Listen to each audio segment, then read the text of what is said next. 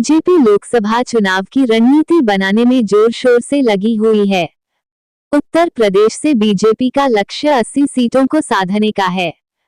बुधवार को आगरा में ढोल नगाड़ों और पूजा अर्चना के साथ लोकसभा चुनाव कार्यालय का उद्घाटन किया गया। पदाधिकारियों ने हवन पूजन करते हुए बीजेपी जिंदाबाद के नारे लगाए।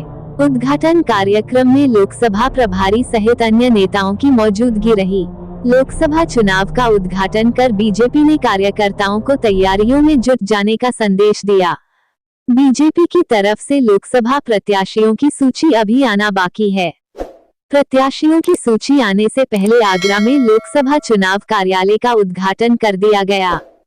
लोकसभा चुनाव कार्यालय से आने वाले दिनों में बीजेपी कार्यकर्ता मतदाताओं को साधने की मुहिम पर निकलेंगे। संजय पैलेस स्थित अवध बैंकेट हॉल में कार्यक्रम का आयोजन किया गया। कार्यकर्ताओं को चुनाव की तैयारियों में जुट जाने का मंत्र वरिष्ठ नेताओं ने दिया। लोकसभा प्रभारी सहित महानगर अध्यक्ष चुनाव कार्यालय के उद्घाटन मौके पर मौजूद रहे। लोकसभा चुनाव के लिए कार्यकर्ताओं को तैयारियों में जुट जाने का संदेश दिया गया। क्या है परिचय आपका? मेरा नाम सुनील टंडन है। आपके पास में ही फिरोजाबाद से पूर्व जिलाध्यक्ष हूँ। वर्तमान में प्रदेश कार्य समिति का सदस्य हूँ। पार्टी ने मुझे इस समय लोकसभा का चुनाव प्रभारी बना करके भेजा है और मैं आप सबके बीच साथ रह करके काम करूँ। आज किस तरीके का कार्यक्रम का आयोजन किया गया, किस तरीके का उद्घाटन किया गया? उत्तर प्रदेश के अंदर 31 जनवरी तक सभी लोकसभा के कार्यालयों का उद्घाटन होना था। उनमें से आज हमारे लोकसभा आगरा सुरक्षित का कार्यालय का विधिवत उद्घाटन हुआ है सभी कार्यकर्ताओं के सहयोग से और सब लोगों ने विधिवत पूजन करके आज कार्यालय का उद्घाटन किया। इस बार कर रहे हैं मैं बताऊं उससे पहले, देखो आप भी हंस रहे हो, ये बात सत्य है। पूरा देश ही नहीं पूरा विश्व कह रहा है एकमात्र नेता इस समय मोदी जी हैं और उनका विजन 10 साल में जो उन्होंने किया है वो सबको पता है।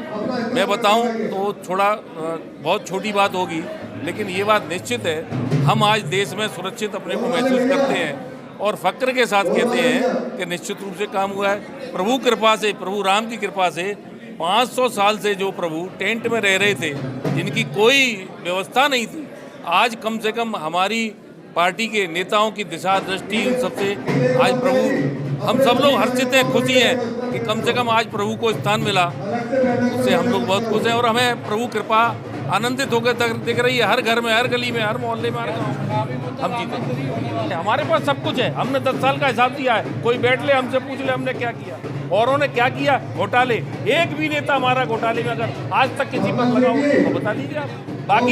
बाकी तो आपको पता है, भ्रष्टाचार करके और अपने को मजबूत करके गारंटी से कहते हैं कि हम ईमानदार हैं और हम कहते हैं अभी और पार्टियों की तैयारियां नहीं है आपके कार्य। तो जिस दिन चुनाव घोषित हो जाता है, चुनाव खत्म हो जाता है, उसी दिन से अगले चुनाव की तैयारी शुरू हो जाती है। कार्यकर्ताओं को बताया गया कि गांव-गांव, कस्बों में मोदी सरकार की कल्याणकारी योजनाओं का प्रचार प्रसार करें। योगी सरकार की जनहितैषी नीतियों को भी जन पहुंचाने का आह्वान किया गया। वरिष्ठ नेताओं ने कहा कि कार्यकर्ता बूथ को भी मजबूत बनाने का काम करें। बूथ के मजबूत होने की अहमियत बताई गई। आने वाले दिनों में बीजेपी की तरफ से सम्मेलन और गोष्ठियां आयोजित की जाएंगी। ज्यादा से ज्यादा मतदाताओं तक पहुंच बनाने के लिए कार्यकर्ता अभी से जुट जाएं। पिछले दिनों केंद्रीय नेतृत्व की तरफ से प्रत्येक लोकसभा क्षेत्र में चुनाव कार्यालय खोलने का निर्देश आया था।